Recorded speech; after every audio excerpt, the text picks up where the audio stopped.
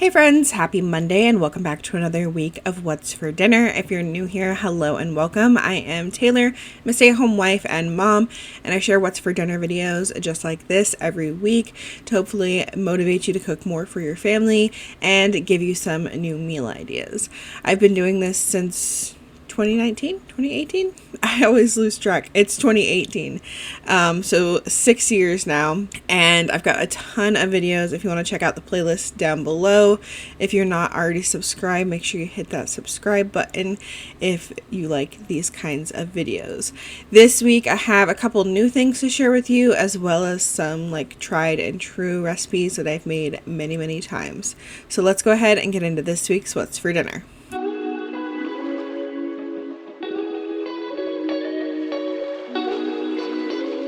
Friday night, I made creamy cilantro lime chicken pasta. I have made this recipe before. I've even made it with shrimp before, and both ways are really good. If you like creaminess and cilantro and lime all mixed together, I think you really like this pasta. I did double it this time because it really only makes enough for 4 people, like 4 perfect servings, and not really big servings. And so I wanted to make some extra to make sure that we would have leftovers. So I started off by bringing some salted water to a boil to cook up my spaghetti, and then I'm also heating up some oil for my chicken that I have cut up and seasoned all over with some salt and pepper and garlic powder. Once my oil was hot, I added my chicken to the pan and spread it out in one nice even layer, making sure nothing was on top of each other. And then I let this cook for a couple minutes, get it nice and brown on that side, turn it around, let it continue cooking until it's fully cooked. And then once it's fully cooked, I removed it from the pan. Then to the same pan, I added in some fresh minced garlic, lime juice, and chicken broth, and I stirred this pretty often, making sure I didn't burn the garlic. And you're just going to cook it for 1 to 2 minutes on medium-high heat, making sure you scrape up any bits of the chicken on the bottom of the pan, and you just want that liquid to just reduce slightly.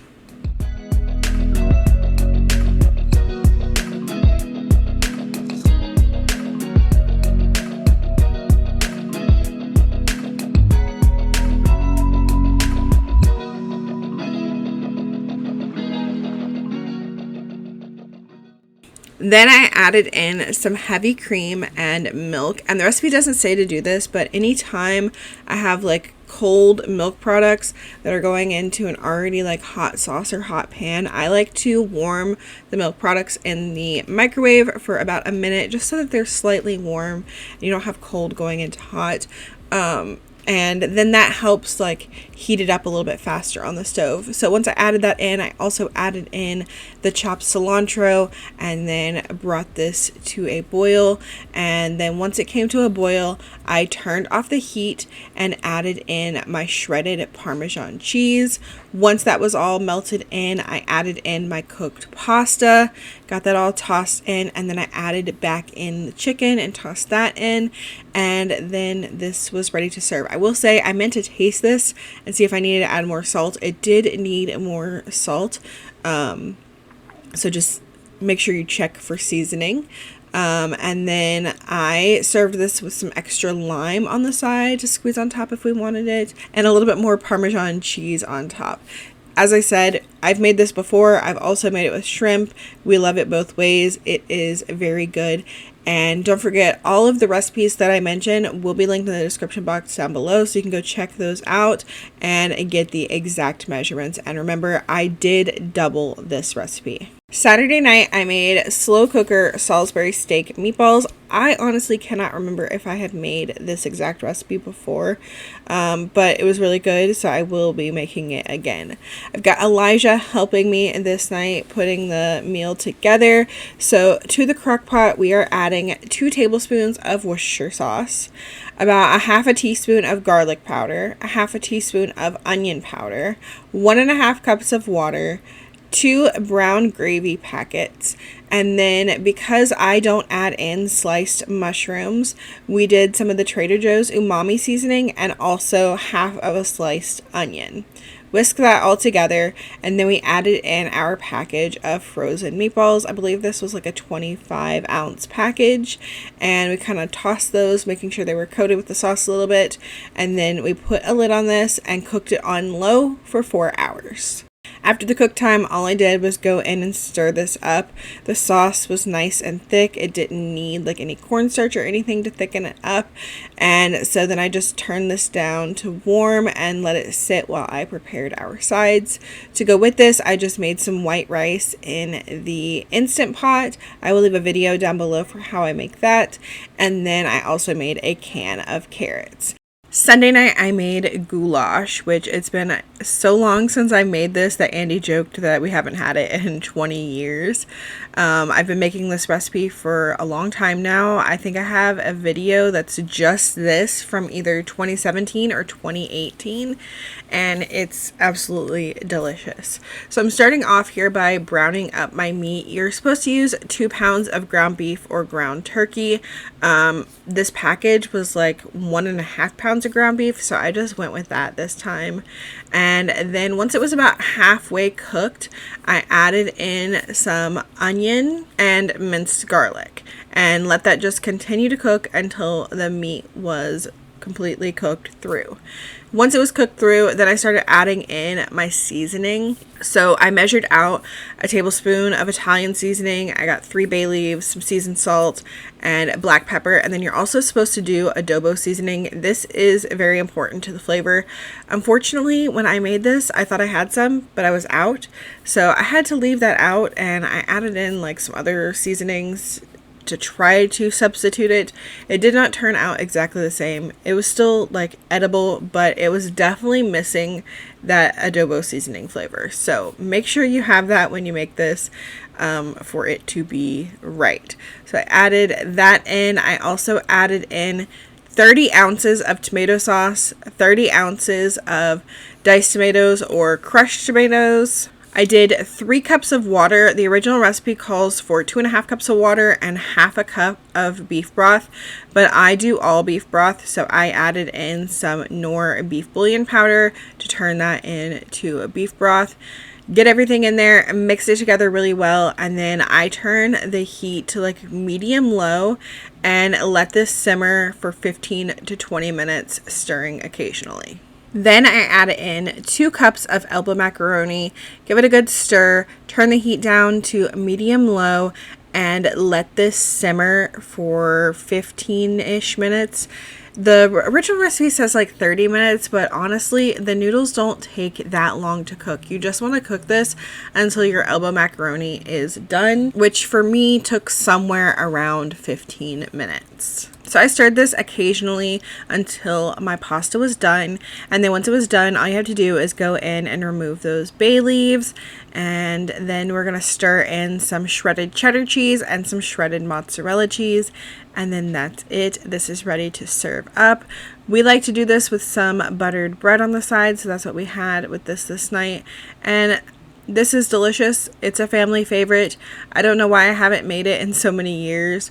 I say years. I don't know. I feel like I made it last year. Maybe I didn't. Maybe it was like the year before. There's so many recipes that we really like that I try to keep like a variety, and it just sometimes we forget about recipes for a little bit and don't make them for a while. But this is one that I will probably make again this fall and winter. Monday night we had these skewers again from Aldi. So I had picked up 2 packages when they were 50% off like a while back. They're sweet chili lime marinated, and last time I made them on my griddler, and this time I decided to make them in the air fryer. So I just lined them up on my air fryer basket that I lined with foil, and then threw them in the air fryer, I think for about 12 minutes on 375, flipping halfway through, and then I just served them up with some yellow rice and some black beans. Super quick and easy. These are delicious. We all love them. The only thing is, like, I should probably make 2 packs so then we have leftovers, because there's definitely no leftovers on the nights when I make these, but they are a quick, delicious dinner that we love. Tuesday night, I made a sheet pan meal. I was inspired by something I saw on the Lemon 8 app, but I did not make that recipe at all because it used like Brussels sprouts and stuff, which my family is not a fan of. So I am adding to a bowl some chopped baby potatoes. I like have most of them. Some of them I quartered depending on the size. I added in some cut up bell peppers and onion and then some broccoli.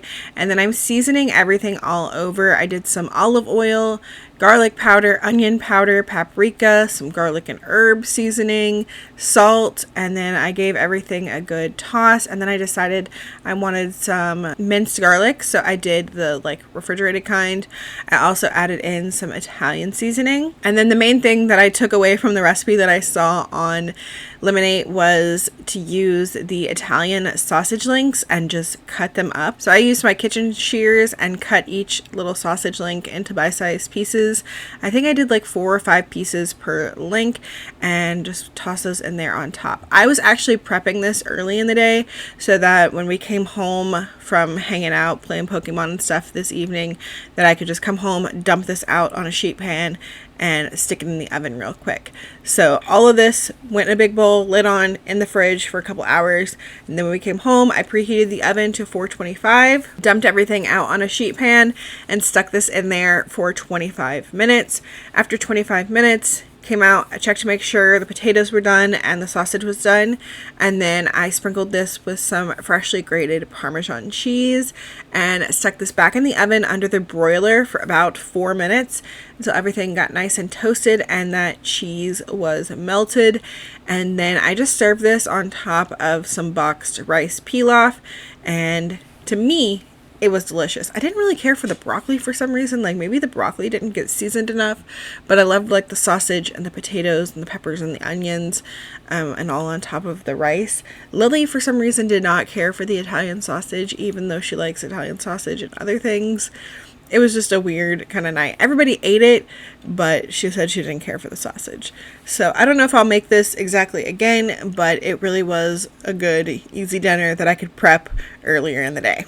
Wednesday night, I made taco soup, which is not at all what I was supposed to make this day. I had pulled out some ground beef to thaw, and then it got to be like 5 o'clock, and I was like, I don't want to make hamburger steaks. I don't want to touch the ground beef. I don't think the ground beef is even thawed enough. So I looked in the cabinet. I was like, you know what? Some taco soup sounds good. We've got everything that we need for it.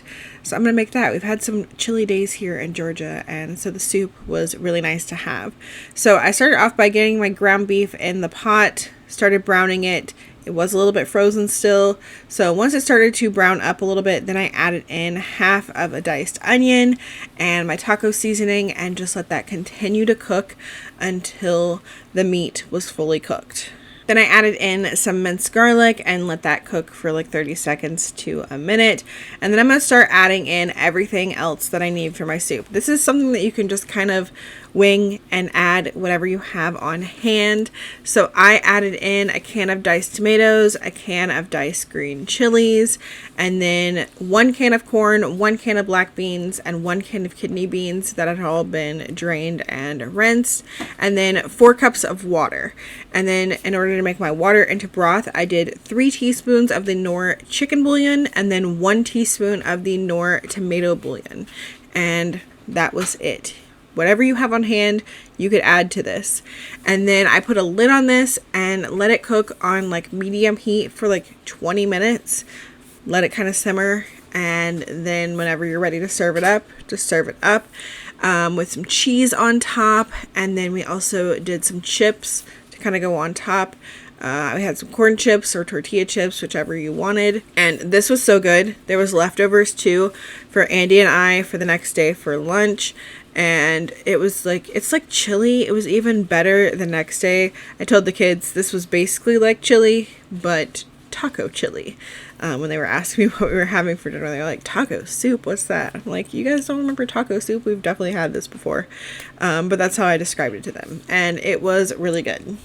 Thursday night, this was supposed to be like a teriyaki chicken stir fry kind of thing, but I ended up not having any teriyaki chicken sauce, so you'll see what I end up doing.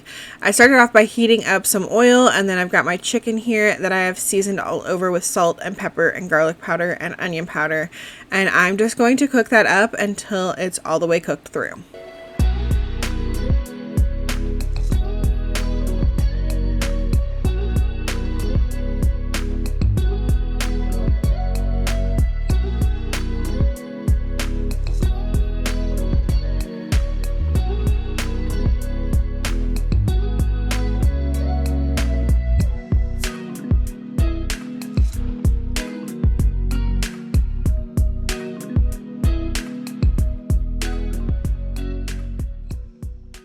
Once the chicken was done, I added in a bag of frozen mixed vegetables.